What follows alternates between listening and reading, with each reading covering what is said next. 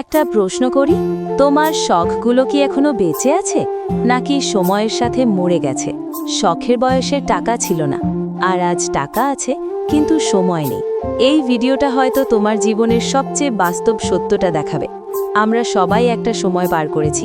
ছোটবেলায় কত শখ ছিল, নতুন সাইকেল, ভালো জামা, খেলনা, ঘুরতে যাওয়া। কিন্তু সমস্যা ছিল একটাই, পকেটে টাকা ছিল না। আমরা বাবা মায়ের দিকে তাকিয়ে থাকতাম, চাইলেও সবকিছু পাওয়া যেত না। তখন মনে হতো বড় হলে অনেক টাকা কামাবো, সব শখ পূরণ করব। সময় গড়িয়ে গেল, আমরা বড় হলাম। এখন শুরু হলো জীবনের বাস্তবতা, পড়াশোনা, কেরিয়ার, দায়িত্ব। শখগুলো ধীরে ধীরে চাপা পড়ে গেল। বন্ধুদের সাথে ঘোরা, সময় নেই। নিজের জন্য কিছু করা, টাকা জমাতে হবে। একসময় আল্লাহ টাকা দিলেন, চাকরি হলো, ব্যবসা হলো, ইনকাম শুরু হলো। তখন মনে হলো এবার শখগুলো পূরণ করব। কিন্তু এখন আর সময় নেই। সকালে কাজ, রাতে ক্লান্তি, মাথায় হাজার চিন্তা। তখন বুঝি সময়টাই সবচেয়ে দামি জিনিস।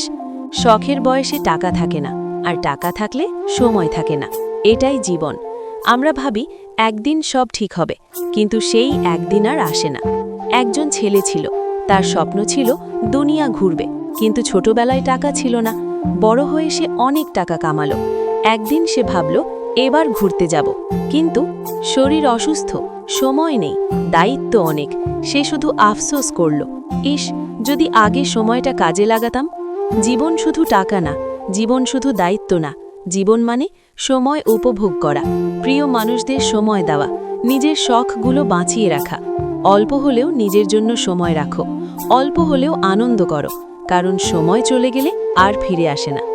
যদি আজকে তোমার জীবন থেমে যায়, তুমি কি খুশি থাকবে?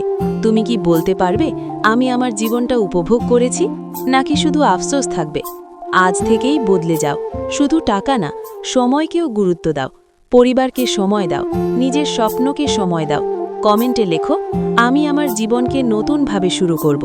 ভিডিও ভালো লাগলে লাইক দাও, সাবস্ক্রাইব করে পাশে থাকো।